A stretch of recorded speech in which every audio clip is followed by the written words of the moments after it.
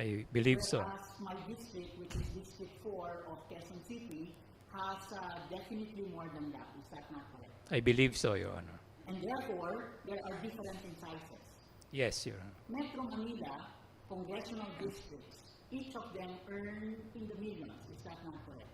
I believe so, Your Honor. Whereas there are poorer congressional districts that do not earn in the millions or even billions. Is that not correct? Yes, Your Honor. So the pork barrel, or the PDAF for that matter, is allocated not on the basis of size, not on the basis of population, not on the basis of the amounts now available to the local government units. Is that not correct? Yes, Your Honor. It is allocated on the basis of congressmen and senators.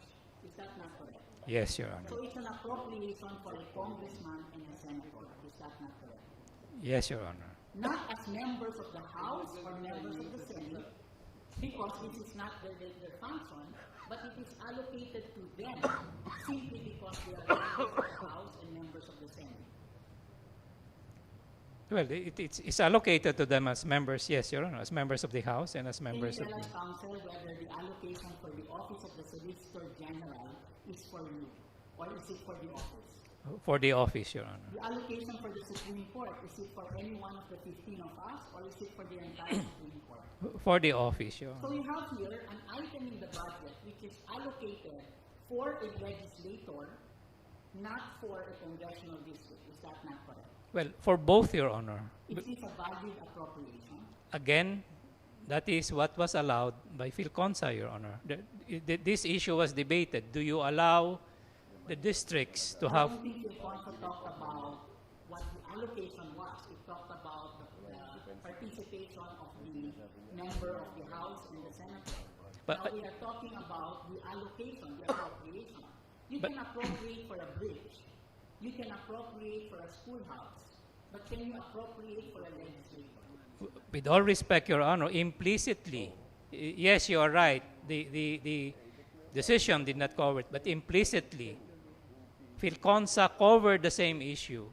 Can you give the districts these types of allocation, Your Honor? Can you tell us what the logic is in dividing by the number of members of the House and the senators a pie of 24 billion? Is there any economic reason that supports this? As PhilConsa says, Your Honor, it was to address the clamor of the members of Congress that they need allocations which will go direct to the districts, which for social services that cannot be and will not be funded by the national agencies. So far, the court has not been invited to make a ruling on what an appropriate item is.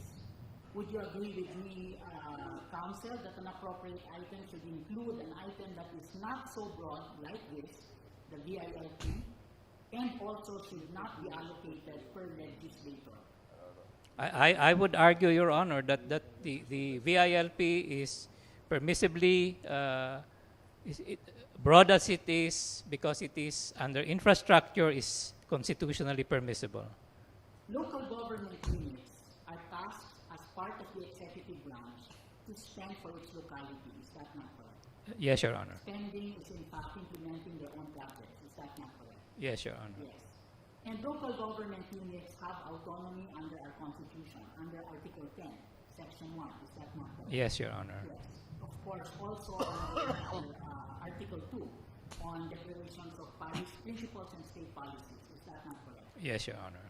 Now, why is it that a member of the House of Representatives can also spend or can also participate in the expenditure of a particular program within a local government unit? Isn't this violative of their local autonomy? Respectfully, no, Your Honor. These are parallel programs, and under under PDAF, there is an allocation for a district. Is there anything in the appropriations law which requires that a congressional district representative coordinate with the local government unit? I think there is a general provision, Your Honor, on the council that there will be a representative of the of the member of But Congress. in Title 44, we do not see any, as you presented it in your evidence packet. No, Your Honor. So is it possible for a member of the House of Representatives, a congressman, a congressperson, can they trump the activities of the LGU? In other words, can they spend for a project that the LGU says is not a priority? That's possible, Your Honor. And as a matter of fact, can a congressman support the current members or the current leaders of an LGU? Yes, Your Honor. As when they come from the same family. Yes, that's So also. when the national government interferes in terms of the spending of a local government unit in this way, and certainly the members of the House of Representatives are national government, don't you think that there is a violation of local autonomy here? No, Your Honor, because again, as a general proposition, those are parallel ways of funding, Your Honor. Okay, now let's go to separation of powers. We looked at local autonomy, let's look at the horizontal separation of powers. From a look at the budgetary provisions, as pointed out by Justice Abad, both the House, both the Congress and the President deal with priorities. Is that not correct? Yes, Your Honor. In terms of the Congress, the prioritization that they do is in terms of the magnitude of the expenditure and where the expenditure is going to be allocated. Is that not correct? Yes, Your Honor. In terms of the President, given an item with a certain magnitude, the President therefore decides how and when to spend it within that particular item. Is that not correct? Yes, Your Honor. That is a clear division between the power of the legislature in terms of the budget and the President in terms of the budget also. Is that not correct? Yes, Your Honor. So that when therefore a congressman or a senator interferes into the function of the executive, which is when to spend, how to spend, don't you think that this is a violation of our separation of powers? As described, that will be, Your Honor. So it is a violation. As you describe it. But, but the inherent power to execute still remains with the President, Your Honor. What I mean is, if the congressman or the senator interferes or intervenes in any way in terms of the execution of the budget, don't you think that this is in violation of separation of powers? Again, our position is the congressman or the senator can recommend. And Isn't that recommending an intervention on the part of the member of the House or the Senate? no, Your Honor. I mean, last Tuesday, I think one of the questions one of the justices raised, if for example, for the JBC, a member of Congress or a politician writes a letter to recommend, that is a recommendation. That is not an intervention because... Isn't this unconstitutional clearly by provision of the Constitution?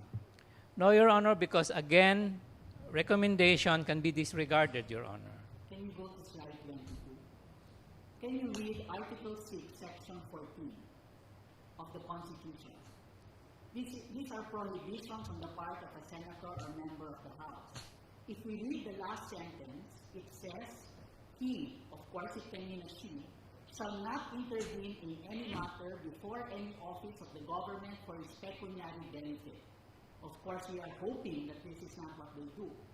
However, there is another one. Or where he may be called upon to act on account of his office. Isn't this prohibition very clear? That a member of the House or the Senate cannot intervene in the affairs of the executive. As a general proposition, yes, Your Honor, but So even to recommend a project, even to help identify a project, because the member of the House or the Senate is called upon on account of its office to pass the General Appropriations Act, is therefore clearly unconstitutional by the 1986 Constitution, Article 6, Section 42. with respect, Your Honor, no, because where he may be called upon to act on account of his office will be just like the first No, it will be example, different. Your Honor. It will be different from the first, because the first is only for his pecuniary benefit, correct? But it should be called to account for his office akin to a pecuniary benefit, Your Honor. I'm sorry, but I read Section 42 provision It- that it- no it- senator or member of the House may intervene where he may be called upon to act on account of his office. Is that not correct? That's correct, Your Honor. And if there is any portion of the appropriations law, which is only law, which includes Title 44, which actually, in fact, encourages the participation of a member of the House or the Senate, then therefore that is clearly unconstitutional.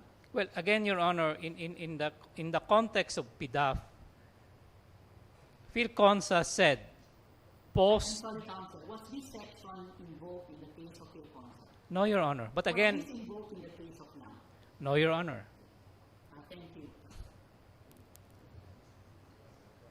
Yes, Justice Castillo. Just one brief follow-up question. You've been making an impassioned plea for our scholars and indigent patients all night. What happens if you refuse them funding from the PIDAF? What happens to these people? It could happen in the case of a scholar that the scholar may not be able to matriculate for the second semester, Your Honor. You make me a little, make me feel a little guilty now. But, you make us feel so unsympathetic and so unfeeling to. Are you saying that there will be no other sources of funds for these scholars, these people?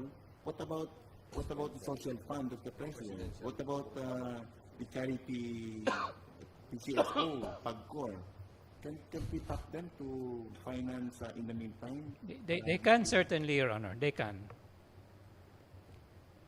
Okay, But thank you. again, whether they may succeed if they go to PCSO. For example, the President's Social Fund doesn't give us a rule on scholarships. So again, yes, they can. They can even tap members of the family. They can tap relatives and friends.